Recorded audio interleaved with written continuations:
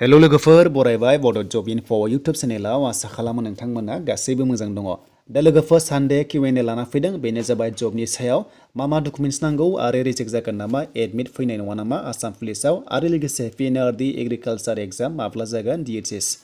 दा लोगोफोर नोंथांमोना जायफ्रा चेनेलाव गोदानै फैदोंमोन साबस्क्राइब खालामदो बड' जब इनफ' इउटुब चेनेलाव नोंथांमोना जेब्लायबो जबनि आपडेट मोनबाय थाखायो।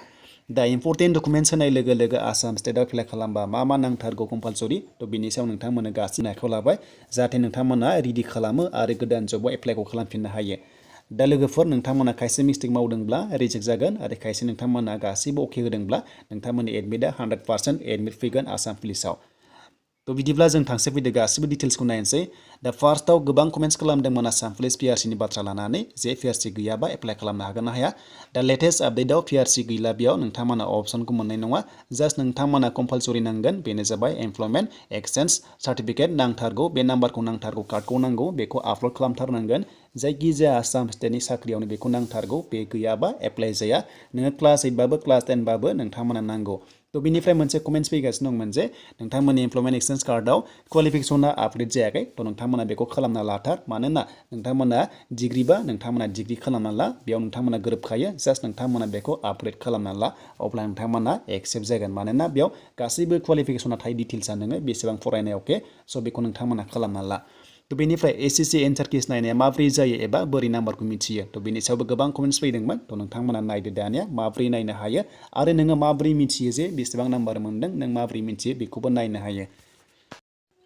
दा राइट एन्सारखौ बोरै मिथियो लोगोफोर SSC आव नोंथांमोना नाय एन्सार किसाव दा नोंथांमोना टिक मार्क मोन्दोंना ग्रीन कालार बेयो राइट एन्सार बेनिफ्राय नोंथाङा बेसेबां होदोंमोन अपसनाव नायदो नोंथांमोना एन्साराव 3 खौनो होदों अब्ला बेयो कारेक्ट जाबाय।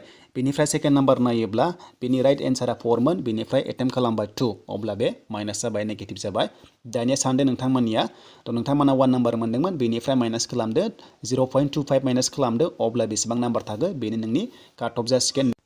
स' बेनिफ्राय नोङो 100टा एटेम्प्ट खालामदोंमोन बेनिफ्राय 100आव नोंनिया 50% नोङो पास खालामबाय हमना ला एग्जाम्पल महरै होबाय आङो 50 नोङो मोनबाय बेनिफ्राय 50खौ माइनास खालामदो नोंथांमोना 0.25 हिसाबै अब्ला बेसेबां ओंखारो थ' नोंथांमोना बेयाव केलकुलेट खालामनानै नोङो दिहुननानै लानो हायो आरो काट अफ बेसेबां थांगोन बिनि सायाव गोबां कमेन्ट्स खालामदों। दा लोगोफोर काट अफ फैथ'आ जेब्ला गासैबो अल इन्डिया ओंखारगोन STनिफ्राय बेसेबां नाम्बार मोन्दों गोजौनिफ्राय गाहायाव फैगोन अब्लासो काट अफ ओंखारगोन। दायो नोंथांमोना हमना लानो हायो नेगेटिभ मार्किं दं नालाय बेखायनो जायफ्रा 40 नाम्बार मोन्दों आसा दङ मानोना नेगेटिभआव बारा थांखाया हाई थाङा काट अफआ बेखायनो नोंथांमोना जायफ्रा 40 मोन्दों नोंथांमोना चान्स थानो हागौ। थ' बिनि सायाव फिक्स बुंनो हाया लोगोफोर नोंथांमोना नेक्स्टआव मोनगोन जेब्लानोखि अफिसियेलि एनाउन्स खालामगोन अब्ला नोंथांमोना बेखौ मोननाय जागोन। दानिया लोगोफोर आसाम पुलिसाव एबा जायखिजाया आसाम गभर्नमेन्टनि जबाव एप्लाइ खालामबा डकुमेन्ट्सआ नांथारगौआ जाहैबाय एमप्लयमेन्ट एक्सचेन्ज सार्टिफिकेट बे गैयाब्ला एप्लाइ जाया बेखौ नांथारगौ बेखायनो नोंथांमोना जायनो गैया नोंथांमोना दानिफ्रायनो एप्लाइ खालामना लाखा बा नोंथांमोना इस्यु खालामना लाखा बेखौ दानिया अनलाइनसो खालामनांगौ अफलाइन जाया थ' नोंथांमोना अनलाइन खालामनांगोन आरो जायफ्रा दंखायो नोंथांमोना सोलिगोन नाथाय नोंथांमोनाबो डेट जोबनायनि सिगां थ' नोंथांमोना रेजिस्टार खालामनांगौ बेखायनो खालामना ला आरो लोगोसे नोंथांमोननि जिथु फरायनाय बेथ' नांखागौ बेनिफ्राय लोगोफोर नोंथांमोननि ST सार्टिफिकेट एबा कास्ट सार्टिफिकेट होनना बुङो बेखौ नोंथांमोना नांथारगौ जोंनि STफ्रा अब्ला नोंथांमोना गासैयावबो एक्सेप्ट जागोन। दा बेनिफ्राय जब लाइ जब कम्पिउटार सार्टिफिकेट बे आलदा खोथा थांबाय स' दानिया एडमिट रिजेक्ट जागोन नामा आसाम पुलिसाव जाय नोंथांमोना फट'खौ मोजां होआखै थ' नोंथांमोना रिजेक्ट दा रिजेक्ट जानाया बेनो लोगोफोर फट'आव बेकग्राउन्ड फाइल बिदोंमोन गुफुर कालार बिदोंमोन बेनिफ्राय सिगनेचारा ब्लेक जानांगौ दा नोंथांमोना जायफ्रा रेड होदों बेकग्राउन्डखौ अब्ला रिजेक्ट जागोन। नाथाय लोगोफोर सिगांनि रिलिखौ नायोबा जोंहा बेबादि लिरनाय मोनखादोंमोन नाथाय रिजेक्ट जाफेराखैमोन दा नोंथांमोननि सायावसो बे खाफाला जे आसाम पुलिसा स्ट्रं खालामबा रिजेक्ट जागोन नाथाय खालामाबा एक्सेप्ट जागोन। दा नोंथांमोना जेब्ला एडमिट मोनगोन अब्लासो मिथिसिगोन बिनि सायाव।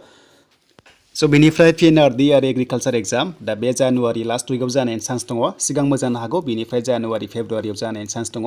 बेनिफ्राय DHS एबा हेल्थ डिपार्टमेन्टआव साख्रि ओंखारगोन गोबां भेकेन्सि दङ जेराव 8 पासनिफ्रायनो एप्लाइ खालामनो हागोन ग्रेड 4आव बेनिफ्राय ग्रेड 3 थागोन गोबां नोंथांमोना भेकेन्सि मोनगोन।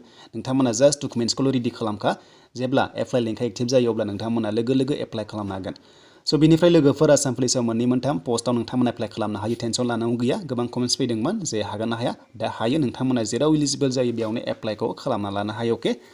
दानिया लोगोफोर नोंथांमोना नेक्स्टआव मानि सायाव भिडिअ नांगौ थ' नोंथांमोना कमेन्ट सेक्सनाव लिरबानो जाबाय जाहाथे नोंथांमोना लिरो अब्लासो आं मिथिगोन। दानि लोगोफोर बेखिनियानोसैमोन आपडेटआ दिनैनिया।